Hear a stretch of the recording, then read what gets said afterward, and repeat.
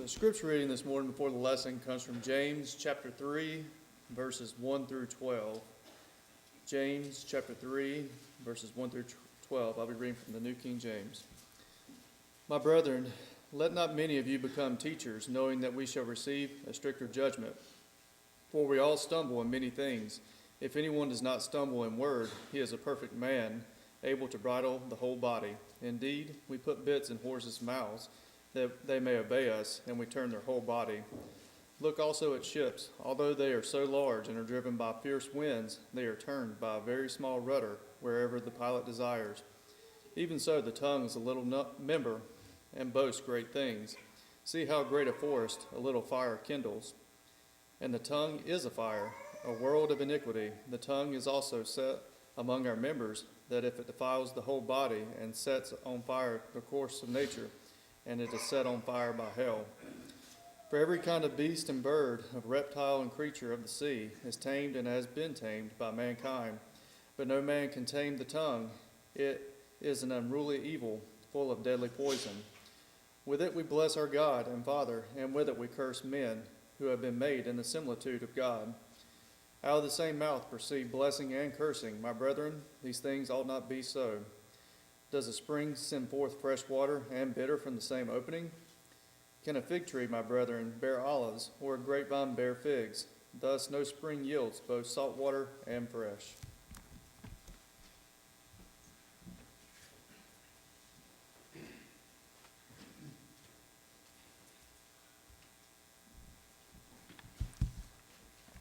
Hello and good morning. If you are visiting with us, we'd like to extend a very warm welcome to you and reinforce what Frankie said during announcements, that Brock is having some problems with laryngitis right now and is getting some rest today, and I'll be filling in, and as always, I'm very thankful for the opportunity to fill in. Many thanks to the elders for the invitation, and y'all keep asking and I'll keep coming up here. I don't get it, but I appreciate it, and I enjoy it. But this morning, if you were in Bible class, we said we were going to be in the book of James today, and we said that we were going to cover the easiest thing to do in the New Testament, far and away, and that is heavy sarcasm, and we'll get to that in a minute. But before we get into that, let's have a little fun. Let's have a little fun to start. Now, here in just a minute, I want Brian and Andrew to hand out sheets of paper and pencils, and we're going to vote. We're going to vote on who the meanest member at Lexington is. Now, we're not going to do that. We're not going to do that. But how can you tell? How would you vote? Now, don't say anything out loud. Don't point any fingers. Don't throw anything up here. But how would you decide? What gives us away? How would you know? What would the criteria for a mean person, specifically a mean member of the church, what would the criteria for that vote be? Well, what do you have to go on? The things that come out of our mouths. And if you couldn't tell from the scripture this morning in James chapter 3, we're going to be talking about the tongue today. The things that come out of our mouths, our speech betrays us. Our speech betrays us. Now, the first thing people see, obviously, when you meet someone new, what is the first sense, hopefully, the first sense that is used in meeting someone? Well, you see how they look. You see how they look, right? Now, and we are human. We are all subject to human nature. When we meet someone new, the first thing we do is size them up, right? We size them up. We look at their haircut, where their part is. We look at, do we like the way they're dressed? But what is our first real impression of someone? What they say, the things that come out of their mouths. And brethren and friends, as we are in the world looks at the fruits of the Lexington Church of Christ by the things that they hear coming out of your mouth, out of my mouth, out of anybody's mouth. So this morning, we're going to spend time in James chapter 3. We're going to spend time in James chapter 3 in the first 12 verses, and we're going to look at the 3 T's in the first 12 verses of James chapter 3. And those T's are a teacher's warning, the traits of the tongue, and taming the tongue. Our 3 T's that we're going to look at this morning. But before we begin, just to illustrate a point, when I was a young man, I used to love going to the beach in the summertime when I was a young man. Because one of the things, my daddy was one of the hardest working men I ever knew.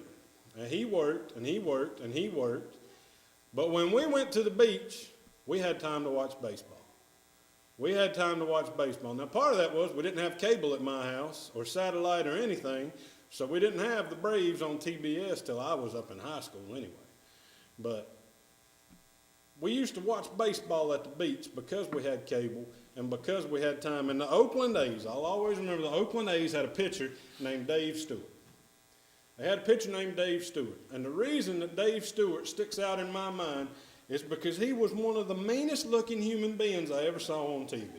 If you knew who this man was, he was a pitcher, and I could not have taken an at bat against this man, because just looking at him on TV would make me wither. He had the meanest look. He would just stare, and he threw the ball very, very well. He's still out there as a coach in Major League Baseball right now. But he looked the most intimidating pitcher I have ever seen. And then one night we were watching baseball at the beach. I think it was an all-star game, because that was about the time we were at the beach every year. And they interviewed Dave Stewart after he come off the mound. And he had the most high-pitched and sweet voice, dripping honey, and talked about it and it blew our minds. I remember we both sit there laughing, going, that can't be his real voice. That can't be his real voice. But it was. But our speech betrays us. It betrays us. So moving into our 3 T's, the first T in chapter 3 of James is interesting to me. When he talks about taming the tongue, when he takes the time to write about the things that we say and the things that come out of our mouths, what is the most important thing that we can say? What are the most important words that we can use? Well, my opinion, and I hope some of you share it, the most important thing that we can say or words that we can use is the spreading of the gospel, is the teaching of the gospel to other people. And it's interesting to me that in chapter 3 of James, and when he starts talking about our speech, the first thing that he does is issue a warning to those teaching. Brethren, we don't need to take this lightly. We don't need to take this lightly. Now, you can sit and you can say, I'm not a teacher. I don't get up in that pulpit. I don't have a room down that hall. But this is a more far-reaching warning than now, obviously, it is a warning to those who would get in the pulpit, and it's a warning to those who would teach. But let's read it. Let's read verses 1 and 2 of chapter 3. My brethren, let not many of you become teachers, knowing that we shall receive a stricter judgment. For we all stumble in many things. If anyone does not stumble in word, he is a perfect man, able also to bridle the whole body. Be careful when you choose to teach. Let's boil it down really carefully. But when we teach, if we speak to someone in our everyday lives about the gospel, are we teaching? We better be. We need to be careful. We need to be careful. We need to watch the thing, because if we teach wrongly, brethren, it says right there, there's degrees of punishment. There's degrees of judgment. If you choose to take on the responsibility, and think about this, most of you who are here, I say most of you who are here, grew up, if not in the church, then grew up attending a denomination somewhere. Most of us grew up attending a quote-unquote church, didn't we not? And we got up on Sunday mornings, and we did what? We went to Bible class. We went to Sunday school for the most part. Now speaking for me, and I think I can speak for more than just me, the voices that I remember as a young man are the men and women who taught me as a young man in Bible class. Is that right or wrong? Who did you learn David and Goliath from? Did you learn it from the pulpit? No, you learned it in the classroom. Who did you learn Jonah and the whale from? Did you learn it because the preacher did a sermon on it? No, you learned it because your Sunday school teacher told you about it. It's a responsibility. It's a responsibility, and one that cannot be taken lightly. It cannot be taken lightly. Now, it says not many of us should be teachers. He says, let not many of you become teachers, but in the same regards, in Mark 16 and verse 15, we all know what Mark 16:16 says, but what does Mark 16:15 say? We're all called to spread the gospel. We're all called to spread the word. So we take the two and we get the gist out of both of them. We're called to teach. Be careful what you teach. Be careful what you teach.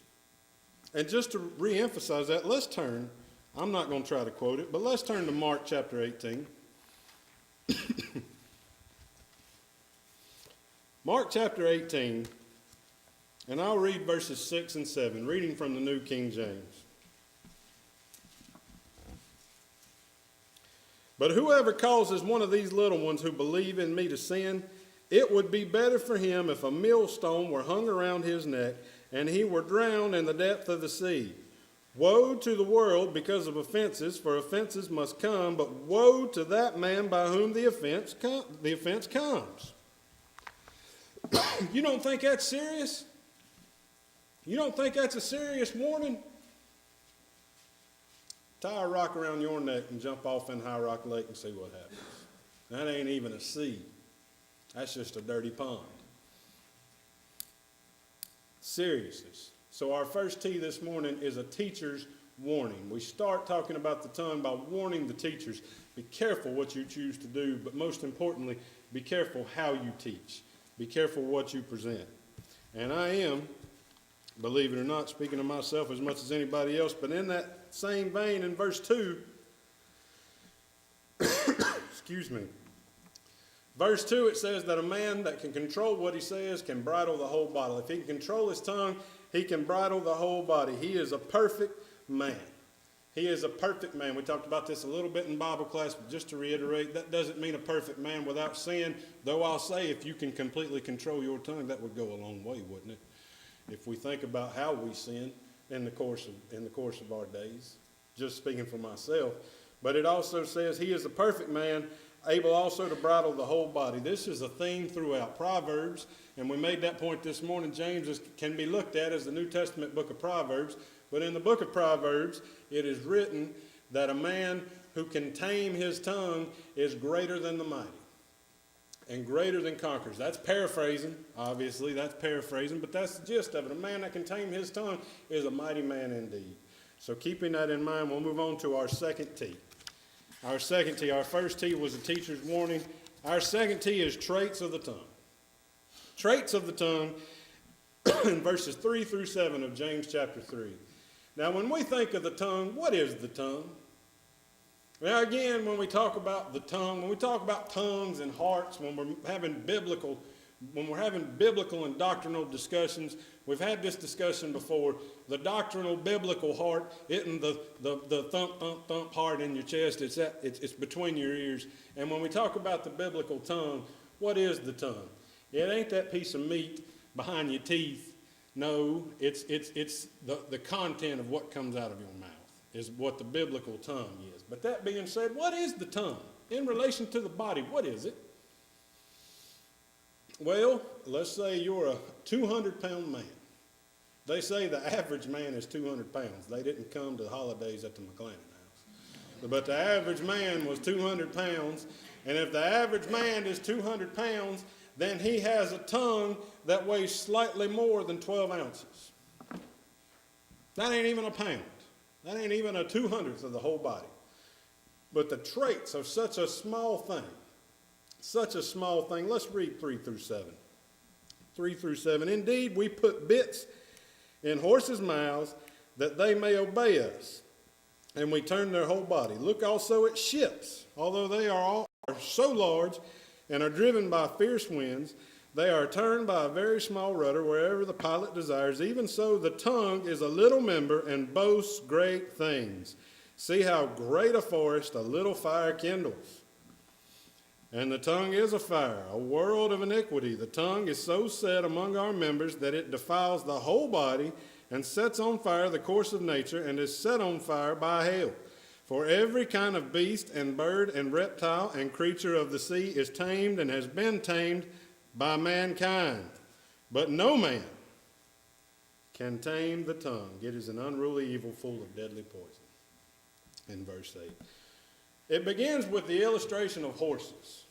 I know we've got some horse people in here. We've got some people that ride. We've got some people that keep horses.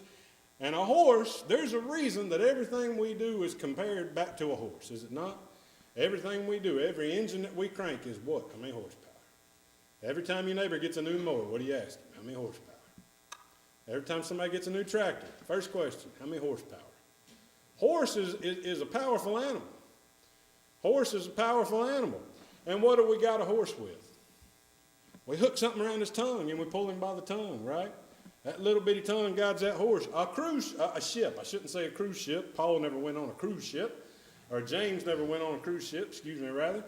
But a ship. Have you ever just sat on a dock in a bay and just looked at big ships? I know some of you were in the Navy and you've been on big ships, and a lot of us have been on cruise vacations and we've been on those type of ships. But all that metal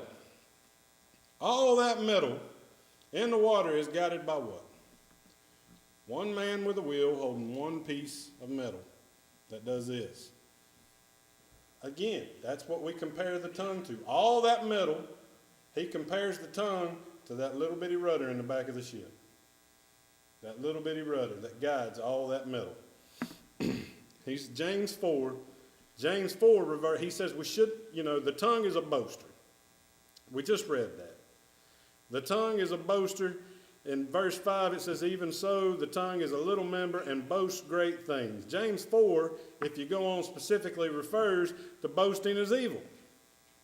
Specifically refers to boasting as evil. In Greek, it's the same word used as in Acts, in the book of Acts, when Luke refers to Theodos. Do we remember that? And his boastings, and all the many people that his little bitty boastings got to follow him. It's the same Greek word. It's referred in James 4 as evil. But that's where that boasting comes from. So another trait of the tongue is it boasts. It says it sparks a big fire. How do big fires start? It's chicken stew season. We had our own chicken stew. Some of you have been to other chicken stews, but usually when you go to a chicken stew, it's accompanied by what? A big old bonfire. And when you grow up an idiot kid, when you run out of firewood, you'll throw anything on there. Pallets, whatever comes up. I don't know how many pallets we've got rid of, throwing them on a bonfire. But that big old bonfire starts from what? One match. One match. I'll do you one better than that. You remember last year when all those woods up in the Smokies burnt? When Gatlinburg and Pigeon Forge and all those places burnt? You remember that? And you know what inspectors have boiled that down to? A couple of boys. A couple of boys. All those thousands and thousands of acres and millions going on, billions of dollars worth of damage was all boiled down to a couple of boys with a handful of matches and some dry leaves. Little bitty sparks, little bitty words start great fires, don't they? How many times does one little word, one little offense, when people offend you, let me ask you something. This is rhetorical. I want you to answer to yourself. When people offend you, do they mean to do it? 9 times out of 10, generally speaking, if somebody offends you, did they set out to offend you? I can promise you, from my standpoint, speaking just for myself, I've never, from this pulpit or down there, which, by the way, thank you, I forgot to do that, but I have never stood up and said, I'm going to say this, and it's going to tick somebody off. People don't say things to offend. We don't do it on purpose. But how many times do we see one little word getting blown out of proportion? How many times do we see people going out that back door because a group, 4 or 5 words upset them? Little sparks turn into big fires. The tongue, little words turn into big problems. So he says that. A trait of the tongue in verse 6 and verse 5 is that it's a little thing that causes a big fire. specifically in verse 5, how great a forest a little fire kindles. Another trait of the tongue is it is a destroyer. It is a destroyer. We mentioned that this morning. A lot of the illustrations that James uses are fire illustrations. Now you think about fire. You think about fire. James uses it quite a bit. The tongue is a destroyer, and he uses the illustration of fire because if something is burnt in a fire, and I know we've got brethren here who've had to deal with this, can you reuse it? Let me ask a different way. If a tree falls in your yard and it knocks off one of your porch rails, for example, well, there's a possibility you can take that rail, put a few screws in it, and you reuse it, right? If it don't go back as a porch rail, it can be used as something else, right? It's wood, it's just got a few cracks in it. If something is burnt, they ain't no adding screws to it. If something is burnt, it's gone. It's gone. And that's one of the traits that James gives us of the tongue. It destroys by fire. And the reason he uses fire is because when something is destroyed by fire, it ain't coming back. It ain't coming back. It's destroyed. So our traits of the tongue, it's a little thing that controls a great beast, right? It's a little thing that we use the analogy controls, like the rudder that controls a great ship, but it's also a trait, the biggest trait that we get is it's a little fire that can destroy a lot of things. Be careful about your tongue. Be careful about your tongue. So our second T are traits of our tongue. And our third T that we're going to get into is by far the easiest T that we're going to talk about today. Taming the tongue. Taming the tongue. That is so easy, right? It's real easy for me. I'm kidding. But in verse 8, we started on a little bit. No man can tame the tongue. It is an unruly evil full of deadly poison. Verse 9. With it we bless our God and Father, and with it we curse men who have been made in the similitude of God. Out of the same mouth, in verse 10, proceed blessing and cursing. My brethren, these things ought not to be so. It ought not be that way. It ought not be that way. This morning in Bible class, we put a phrase on that in chapter 1. What was it? Double-minded. We can't talk, that cliche, that old turn of phrase, we can't talk out of both sides of our mouths. I can't get up here and say the things I'm saying today, and then in 2 hours, when none of y'all, most of y'all won't be around me, I turn around and say, well, I can't believe what so-and-so said or did or wore or is, or what I think. That's the good one. What I think they might have done. We can't have it both ways. And it goes beyond. I know the obvious thing that everybody says there is you can't get up here and you can't sing hymns and you can't pray to God and you can't go about your daily life spewing filth. And is that true? Absolutely. But what is filth? Are them words we ought not be using and them jokes we ought not be telling filth? Sure they are. Is cutting our brother down behind their back filth? You better believe it is. You better believe it is, and you best be careful. But in taming the tongue, I'll tell you what, let's go to Matthew chapter 12. Matthew chapter 12, if you don't want to go, I'm going to read. Just keep staying in James 3. But in Matthew chapter 12, let's read verses 36 and 37. And we all know this one. Most of us have this one memorized, but I'm going to read it so I don't misquote it because it's one of those that I definitely want to get right. Matthew chapter 12, verses 36 and 37. But I say to you that for every idle word men may speak, they will give account of it in the day of judgment. For by your words you will be justified, and by your words you will be condemned, in the New King James. Every idle word. How scary is that if you're not careful? Think about that. How many words do you say in a day? Even if you're not speaking to a person. Think about that. And that's where we mess up the most, ain't it? When we're talking to ourselves. How often do we mess up worse than ever when we're just talking to ourselves?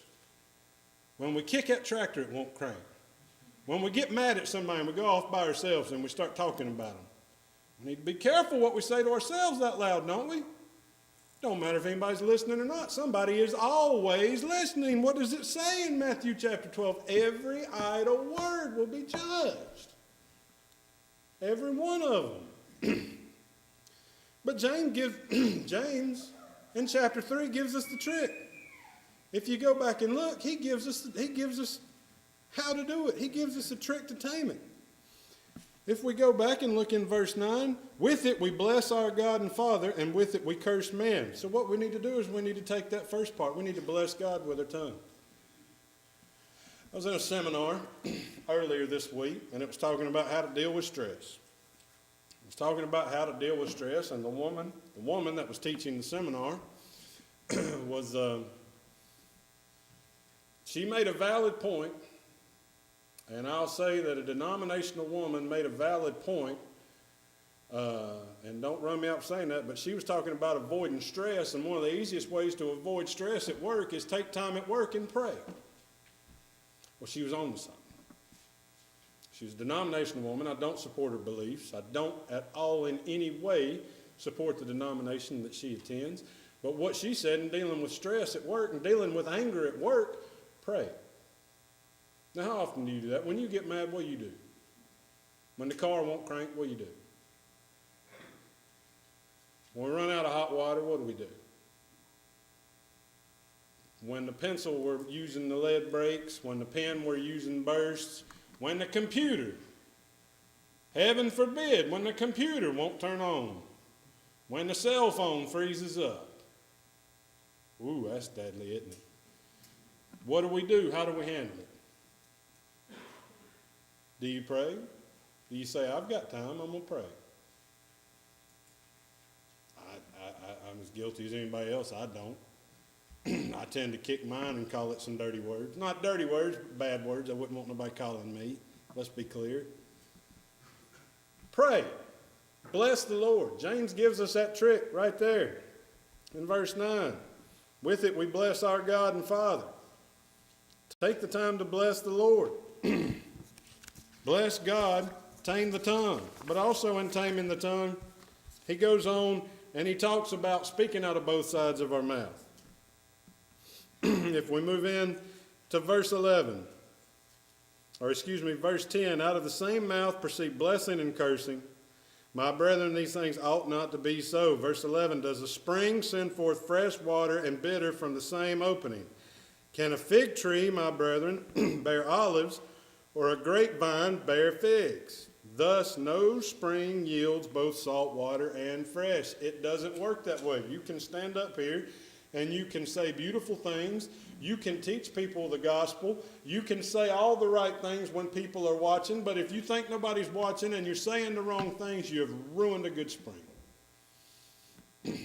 I mean, think about it. Would you drink from a well? Would you drink from a well that somebody told you 95% of the time it's the freshest, cleanest water you've ever seen, but 5% of the time, and we don't really know when, hey, you don't want to drink out of that well. Would you drink out of it? Not once. Not once, you know?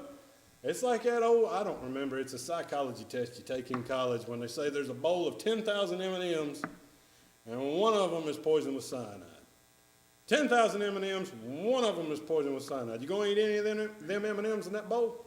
No. No. It only takes this much to ruin it all. We have to tame. We have to be wary of the things that come out of our mouths because it's how we'll be judged. We go back and look.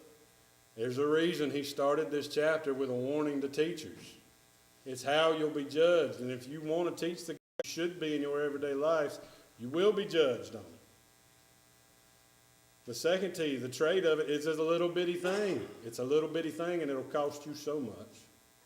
It'll cost you so much if you're not careful. And that third T, we have to tame it. We have to try. We made that analogy this morning. Y'all know I'm a college football fan and I'm an Alabama fan more specifically. And Bear Bryant once said, we're going to chase perfection knowing full well we'll never get there. but we'll achieve greatness along the way. And that has to be our outlook with our mouths. Are you going to say the wrong thing at some time? Yes, it's a talent for me. I know for a fact that a size 13 foot will fit in this big mouth because I've put it there. We're going to say the wrong thing. We're going to say the wrong thing. I've heard great men say bad things in anger.